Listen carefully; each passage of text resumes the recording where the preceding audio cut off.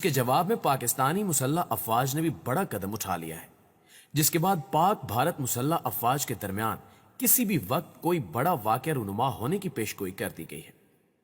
بھارت کی جانب سے ہائی الرٹ جاری کرنے کی دیر تھی کہ پاکستان اور بھارت کی مسلح افواج اور خاص طور پر پاک فضائیہ اور بھارتی فضائیہ ایک مرتبہ پھر آمنے سامنے آ گئی ہیں۔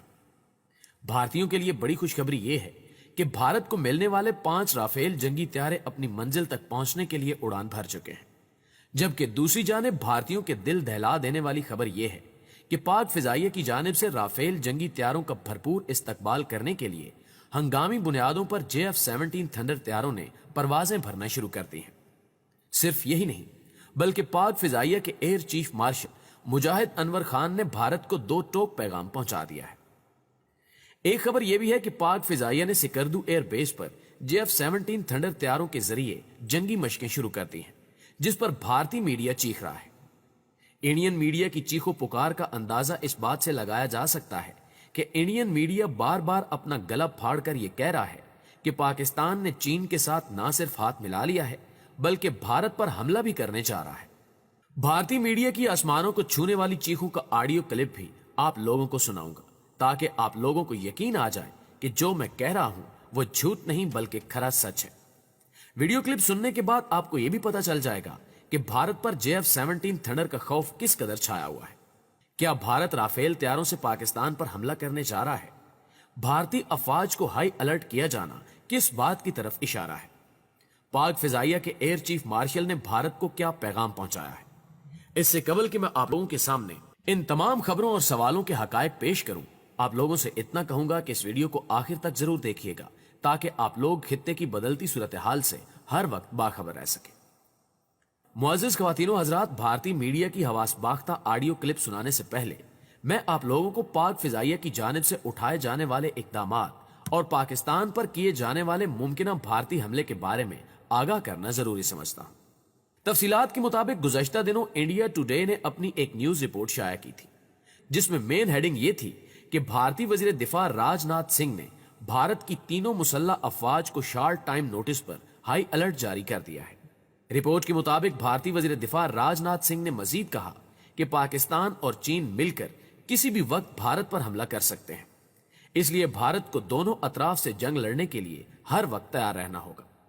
جبکہ سچ یہ ہے کہ فرانس کی جانب سے ملنے والے رافیل جنگی طیاروں کے بعد بھارت کا جنگی جنون مزید بڑھ چکا ہے۔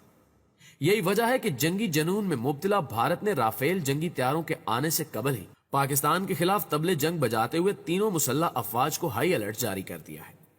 تازہ ترین اطلاعات کے مطابق 5 رافیل جنگی طیاروں نے بھارت کی امبالہ ایئر بیس پر پہنچنے کے لیے گزشتہ روز فرانس سے اڑان بھری، جبکہ 7000 کلومیٹر سے بھی زائد فاصلہ ہونے کی وجہ سے یہ جنگی طیارے راستے میں متحدہ عرب امارات کی ایئر بیس پر لینڈ کریں گے، جس کے بعد عرب امارات کی ایئر بیس پر رافیل جنگی طیاروں کی اچھی طرح چیکنگ اور ریفیولنگ کا کام کیا جائے گا۔ پھر یہ جنگی طیارے عرب امارات کی ایئر بیس سے اڑان بھر کر اگلے روز اپنی منزل یعنی بھارت کی امبالہ ایئر بیس پہنچیں گے۔ چین کے ساتھ جاری کشیدہ صورتحال اور پاکستان پر دباؤ بڑھانے کے لیے بھارت رافیل جنگی طیاروں کو ایک ہفتے کے دوران ہی جنگی ایئر بیس پر تعینات کرنے کا خواہش مند ہے، جبکہ اندر کی خبروں کے مطابق یہ خدشات بھی ظاہر کیے جا رہے ہیں کہ بھارت رافیل جنگی طیارے آنے کے بعد پاکستان پر کسی بھی وقت حملہ کر سکتا ہے، کیونکہ بھارت یہ سمجھتا ہے کہ رافیل جنگی طیارے آنے کے بعد ہمیں پاکستان پر سبقت حاصل ہو جائے گی۔ بھارت کا ایسا سوچنا بہت بڑی غلطی ہے جس کا براہ راست فائدہ پاکستان کو پہنچے گا۔ بھارت کی جانب سے جاری جنگی تیاریوں کو مد نظر رکھتے ہوئے پاک فضائیہ نے بھی دشمن کو منہ توڑ جواب دینے کے لیے بڑا قدم اٹھا لیا ہے، جس کا ثبوت اس بات سے ملتا ہے کہ پاک فضائیہ کے سربراہ ایئر چیف مارشل مجاہد انور خان نے ہنگامی بنیادوں پر سکردو میں واقع PAF قادری ایئر بیس کا دورہ کیا۔ اس دورے کے دوران انہوں نے بیس پر جاری مختلف آپریشنل سرگرمیوں کے علاوہ جنگی جہازوں اور عملے کی فوری تعیناتی کا معائنہ بھی کیا، جس کے بعد یہ اطلاعات سامنے آئی ہیں کہ پاک فضائیہ نے بھارتی رافیل جنگی طیاروں کا بھرپور استقبال کرنے کے لیے JF-17 طیاروں کو سکردو ایئر بیس پر پہنچا دیا ہے۔ صرف یہی نہیں بلکہ JF-17 تھنڈر طیاروں نے بھارتی رافیل طیاروں کو سبق سکھانے کے لیے جنگی تیاریاں بھی شروع کر دی ہیں، کیونکہ JF-17 تھنڈر طیاروں نے سکردو ایئر بیس پر ہنگامی پروازیں شروع کرتے ہوئے بھارت کو واضح پیغام دینے کی کوشش کی ہے کہ آنا ہے تو آ جاؤ، ہم بالکل تیار ہیں۔ پاک فضائیہ کی جانب سے یہ پیغام اس لیے پہنچانے کی کوشش کی گئی ہے تاکہ دشمن کسی غلط فہمی میں نہ رہے۔ سکردو بیس کے دورے کے دوران سربراہ پاک فضائیہ کو ایئر بیس پر جاری تعمیراتی منصوبوں کے بارے میں بریفنگ بھی دی گئی۔ انہوں نے عملے کی آپریشنل تیاریوں اور پیشہ ورانہ صلاحیتوں اور تیزی سے جاری تعمیراتی کاموں پر اطمینان کا اظہار بھی کیا۔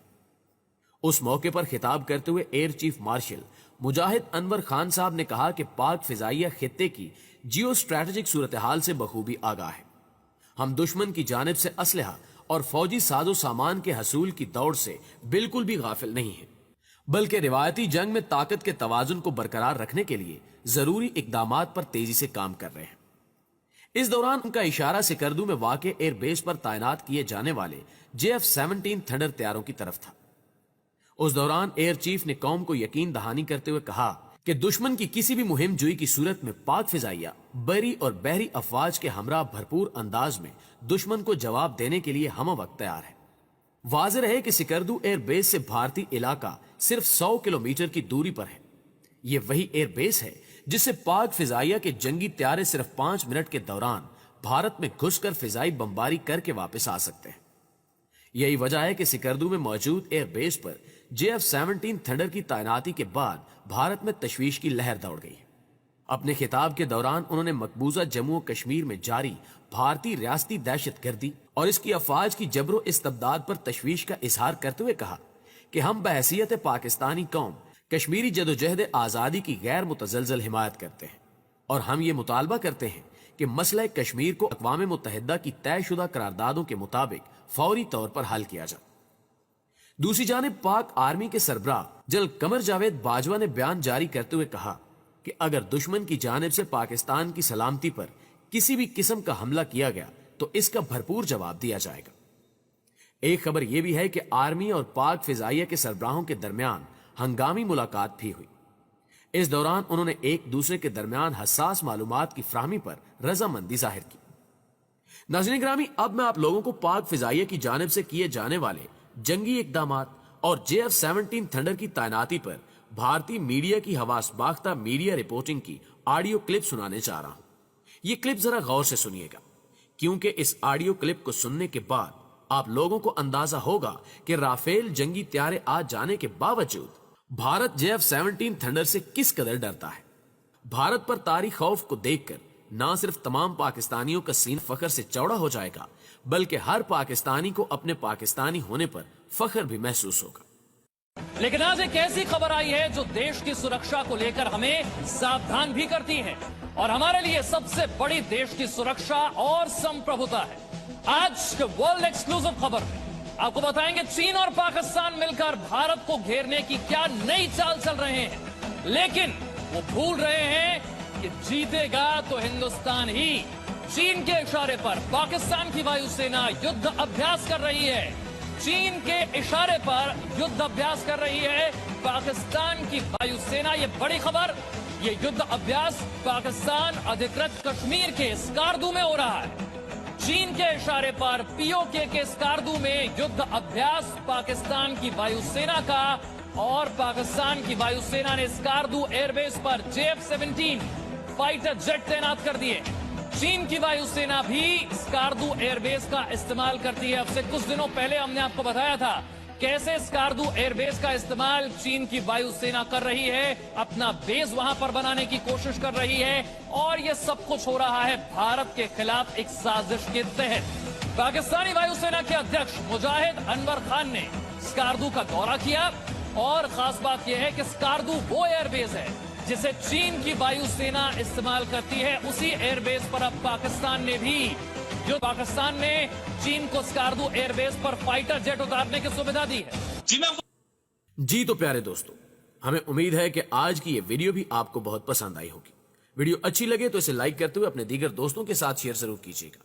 جلدی حاضر ہوتے ہیں کچھ تازہ اپڈیٹس کے ساتھ، تب تک اپنا اور اپنے پیاروں کا ڈھیر سارا خیال رکھیے گا۔ اللہ نگہبان۔